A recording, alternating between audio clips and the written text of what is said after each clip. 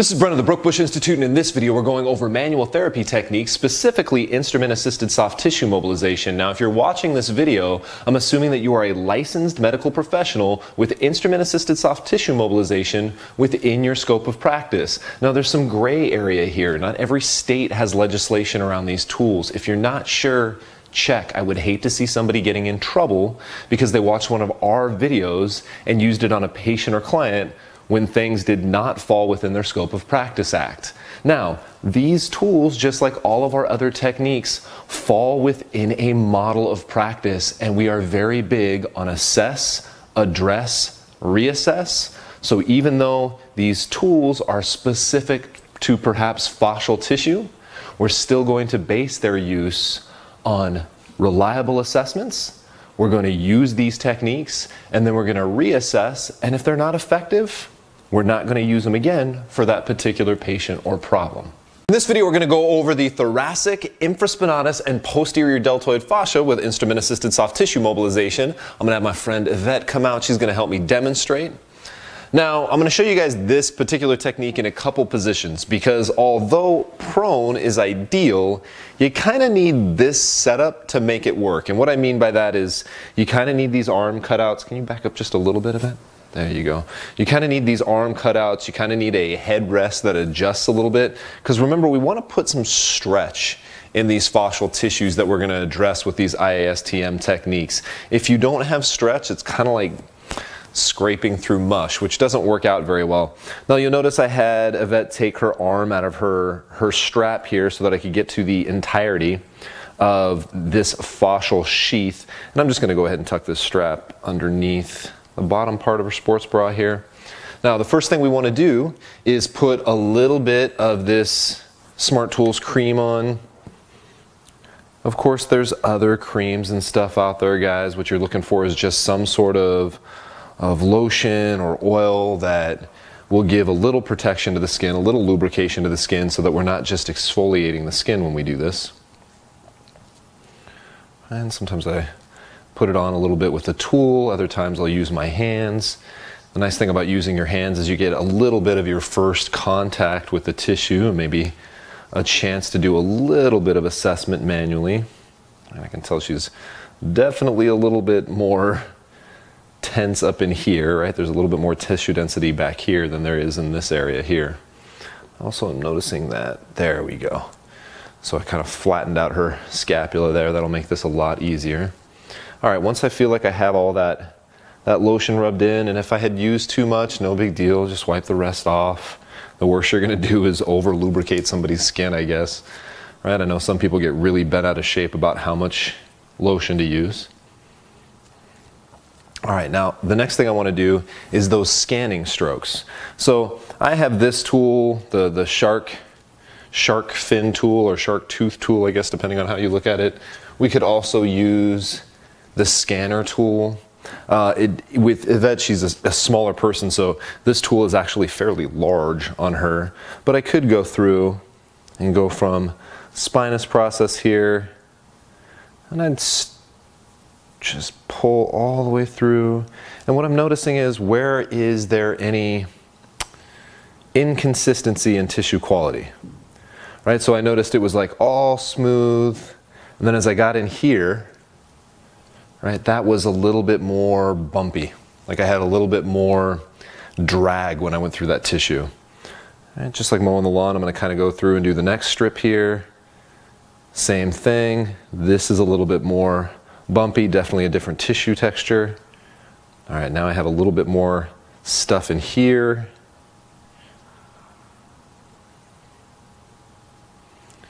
Same thing, so I had this up in here. Now I'm getting this down here. And I'm just taking a mental note, although I can see a little bit more redness in those areas too. All right, came through that way. Maybe I do a couple extra strokes all the way through the posterior delt since I have her in a good position for that too. All right, so this is just that continuity between the thoracic fascia, infraspinatus fascia, and deltoid fascia. Now, once I kind of have my areas marked out that I want to go back over. They're areas that we know we have a little bit of abnormal tissue texture. I start thinking about how am I going to disrupt that disorderly collagen binding between layers. And the way I'm going to do that is just by literally stroking in various directions, right? So let's say here, for example, I might start with, 3 to 5 downstrokes, and then I'll go at an angle here. And in this case, I'm holding one side of it and then spinning around that side. I tend to like to do those strokes. They tend to work pretty well. And I can come sideways this way a little bit. All right, and then I'm going to go ahead and spin this way. All right, so now I've gone down. I've got 4 angles here. You probably don't want to get much past 20 strokes total. I would say 30 is definitely a lot of therapy for one area. And I'm going to go down this way. All right, and so that was probably about 16 to 20 strokes, and I can see a little bit of petechiae, and that's all the therapy this one area needs. Then the next thing I'm going to do is this area in here. And you guys don't have to use any one particular tool. The tool that you want to use is the one that fits the area that you're working on. You can keep a little bit of a mental note on, are you using double bevels like this tool, or single bevels, which is where only one side has been shaved down. Generally, single bevels tend to be sharper. Sharper being also more intense. I'm going to use this smaller tool for her over here on this Infraspinatus Fascia area. And again, I'm just going to few strokes in this diagonal, a few strokes straight laterally. Maybe I'll go in this diagonal next. Maybe we'll go up a little bit, down a little bit, cross this way.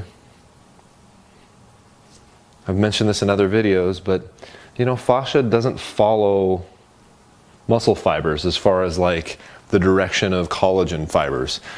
Fascia tends to be cross-hatched, and then the way they get bound down is with fibers that are going in all directions. So you don't need to potentially stroke all in one direction or all in another direction. You're really just getting in, breaking up all of that binding in as many directions as you can. Again, probably 15 to 30 strokes on the high end. And then as soon as you start seeing redness and some petechiae, you're probably done. I wouldn't go past seeing petechiae because the next step is usually bruising. Of course, I can come in here. Maybe for here, I want to use the concave surface for the deltoid so that it fits a little bit better. And I'll try to get a few directions here. Obviously, the deltoid's a pretty small area, so it's a little harder to get multi-directional strokes in. Now, I'd love to say that this is usually the way I do this therapy, in this prone position where my patient is nice and relaxed, and of course everything is nice and stretched out, and this is a real easy position for me to be in too, because I can use my body weight and whatnot to add pressure to these tools. But the truth of the matter is usually I don't have this table set up.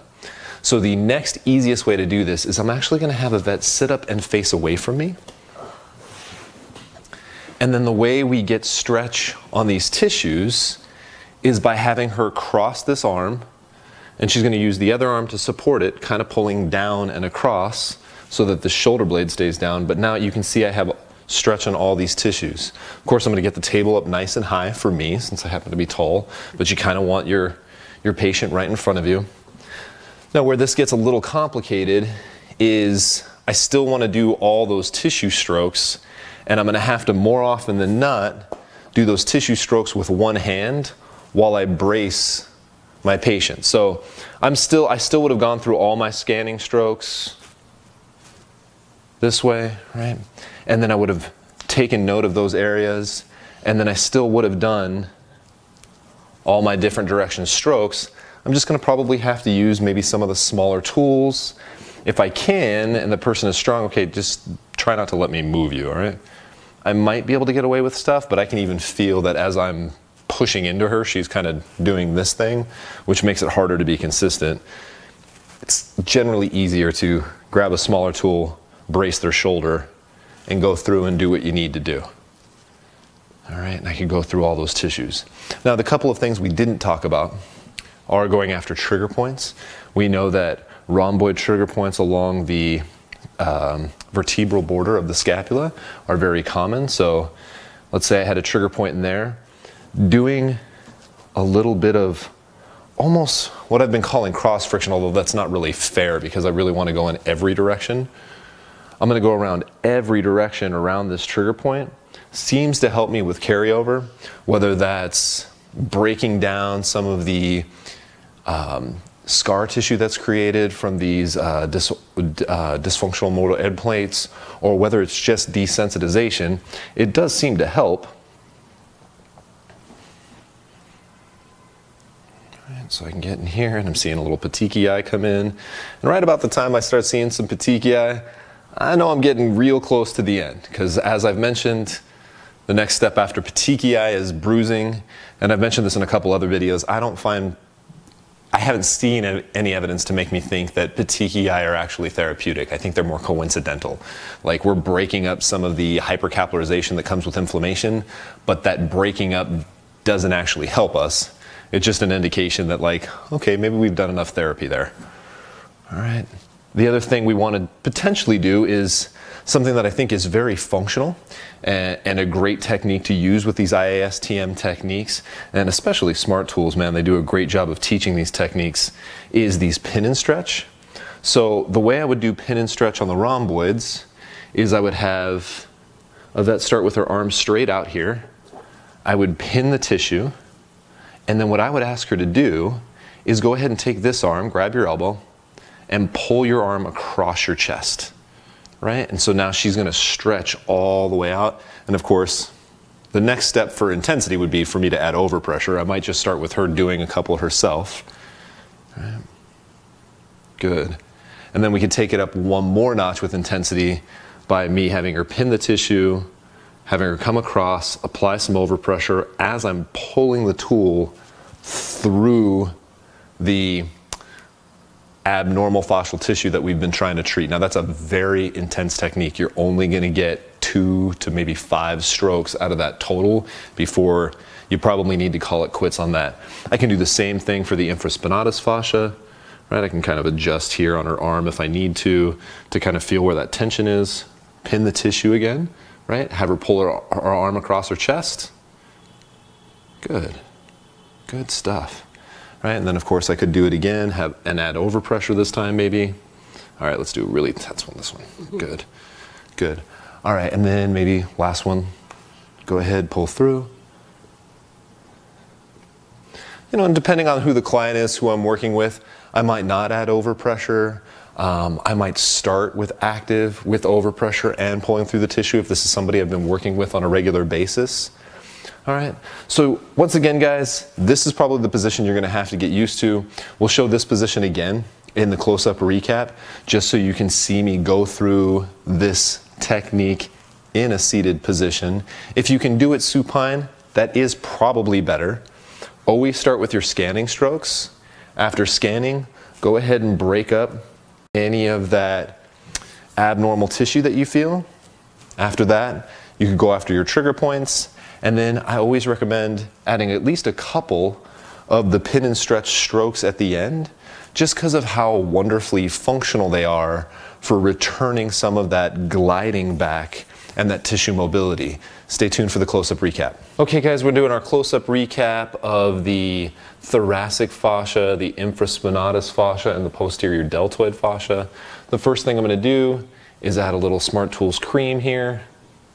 Right.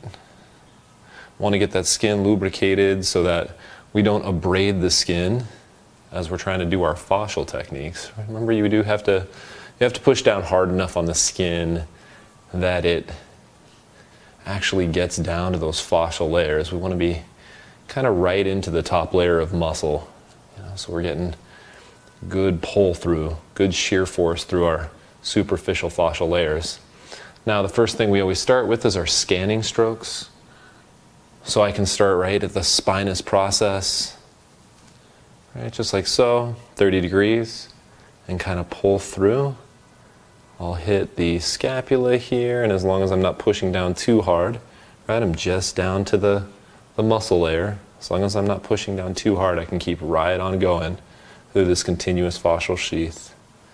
You guys can see here, this is from the previous video we just did of the cervical fascia.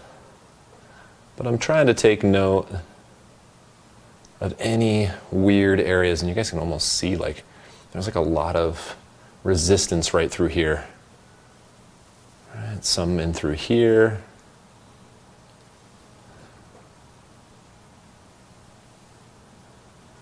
All right, and then just kind of going through those different techniques I've been talking about. Now that we've done our scanning strokes, I know that this and maybe this is my areas of dysfunction. I'm going to do those multi-directional strokes to break up any fascial sheath binding. And we can use a bunch of different tools. We could potentially use the battering tool.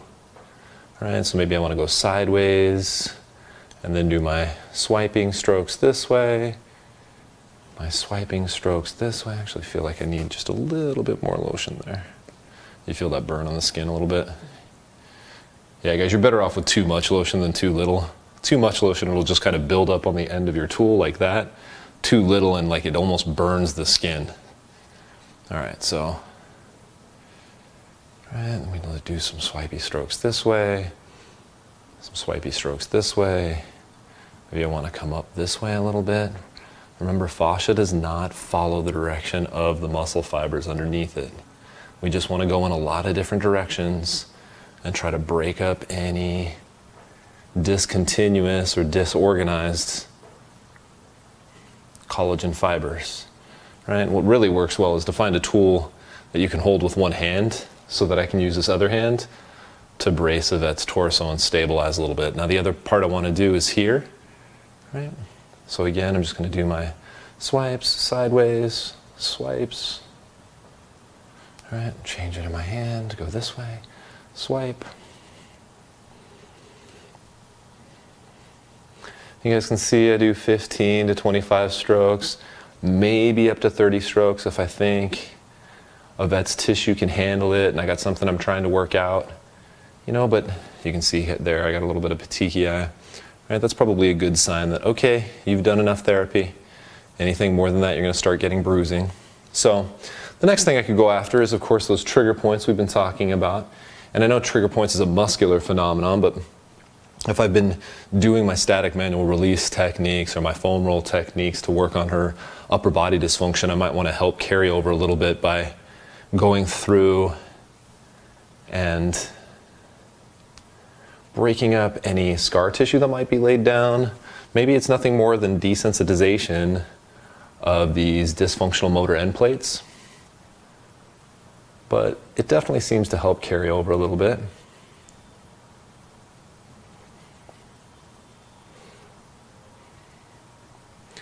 And again, I'm just, you know, with all these techniques, like you guys can use any stroke you want, just in hand positions, like you need to find something that's comfortable. I'm really just trying to get to a, you know, 20 to 45 degree angle, get down to the level of the muscle tissue and just create some shear. That's really all this is. And I think people make out instrument-assisted soft tissue mobilization to be this really complicated technique, and it's really not that complicated. Whoops. Try not to bang your tools together. That's not a good thing. You'll create little divots in the tools and whatever. But the next thing we're going to do is that pin and stretch technique, which I think is great for function, although it is very intense. So we're only going to get 2 to 5 swipes here. And what I would have Yvette do in this case is, let's say I want to pull this tissue, right? And this is the tissue I want to work on, like right where we had that dysfunction here. I'm going to go ahead and have you reach your arm out a little bit more towards the wall there. Okay, so a little bit more outward. Nope, sorry, not that way, that way. There we go. I'm going to pin the tissue this way. Good, and have her reach across her chest. There we go. And you guys can almost see. I'll try to get my hand out of the way on the next one. All right, let's try this way so you guys can see. Okay, good. I'll go like this, and she can pull all that tissue through. Good, and then Yvette's actually adding some overpressure with her other hand because she's done this before. All right, and if I really wanted to get intense, I could actually pull through as she's pulling through. Right, so we could reach for the wall for me, Yvette. Good, and I'm gonna pull through with you. Good, and that would be really intense. And guys, honestly, that 5 strokes that I just did would probably be as much as I would do in any one area. And you can see she already has some petechiae here. This was from our previous video, but this petechiae here, like, this is pretty normal for instrument-assisted soft tissue mobilization, especially on the upper body that's a little bit more sensitive and tends to create petechiae a little easier. The videos I see where people are completely flared up, right? They have petechiae like this, but just totally unnecessary. There is never a reason to be that aggressive with somebody. I've never seen better outcomes with it than what I get from just this alone. And the bruising itself can obviously be painful. And I think that's something to consider. The last thing we want to do is add painful stimulus to something that we're trying to correct. So guys, take it easy. Do these techniques. Make sure you're assessing, using the technique and reassessing to see if you got any change in mobility. You can do your functional tests as well and try this. Maybe you were working on the overhead squat, did this, and you could use like arms fell forward as a sign on whether or not you actually got an outcome. But keep that stuff in mind. Keep outcome driven. If you have any questions, leave them in the comments box below. So there you have it, instrument-assisted soft tissue mobilization. Make sure to assess, address using the intervention, and then of course reassess. And if you get the chance, these videos are not a replacement for live education. Of course, if you get the chance, you should take live workshops or find a mentor who's experienced using these tools, or maybe a friend that wants to learn them too, so at least you can practice on each other and give each other some tactile feedback of what you feel, how you felt the next day, what results you felt that you got. I hope you guys enjoyed this video. Please feel free to leave your questions below.